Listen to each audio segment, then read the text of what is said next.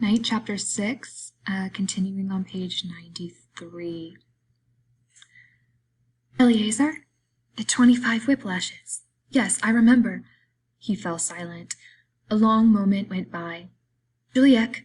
Can you hear me, Juliek? Yes, he said feebly. What do you want? He was not dead.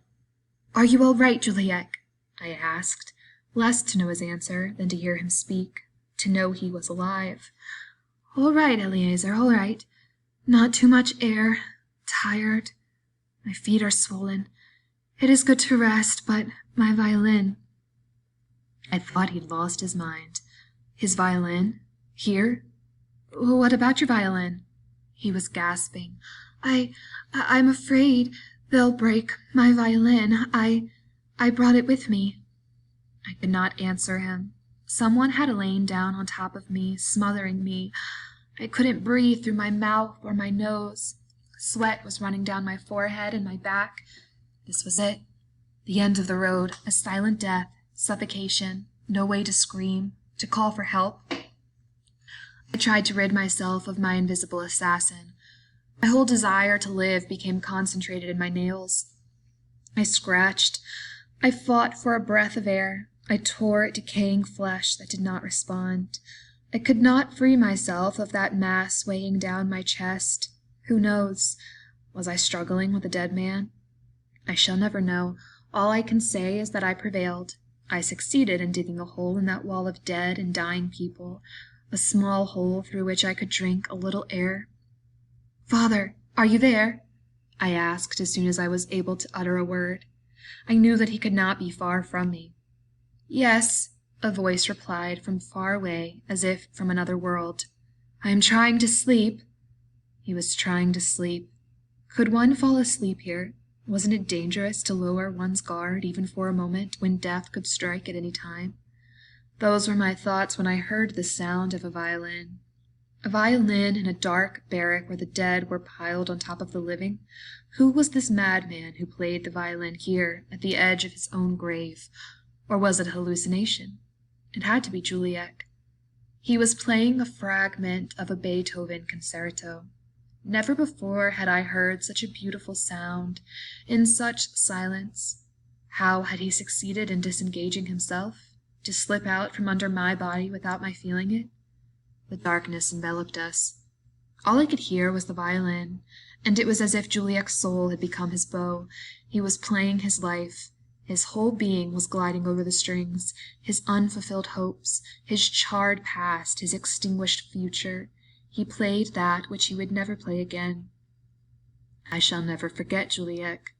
How could I forget this concert given before an audience of the dead and dying?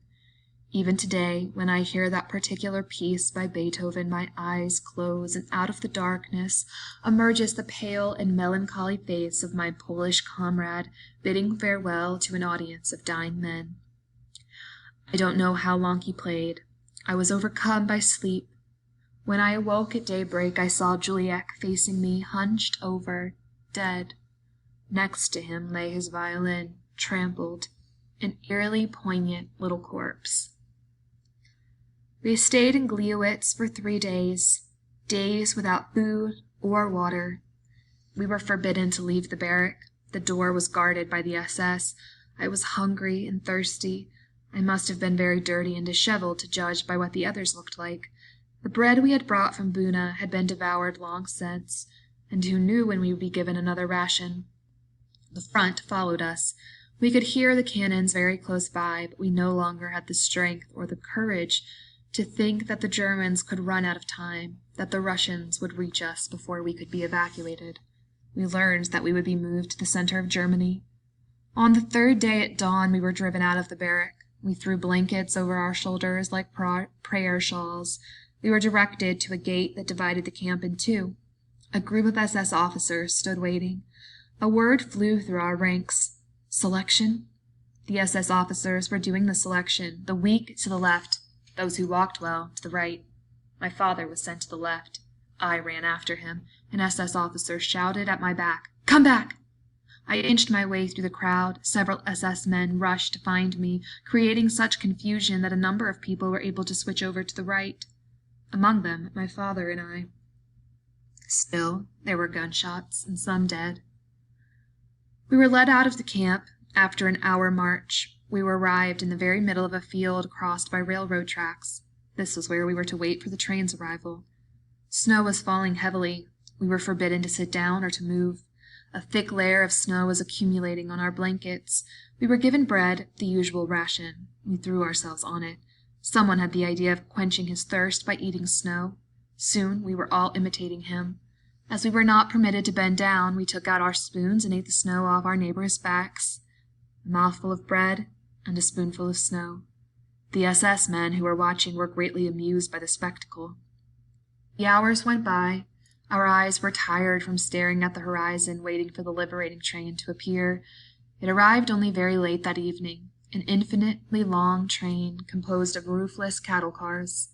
The SS shoved us inside, 100 per car. We were so skinny. When everybody was on board, the convoy left.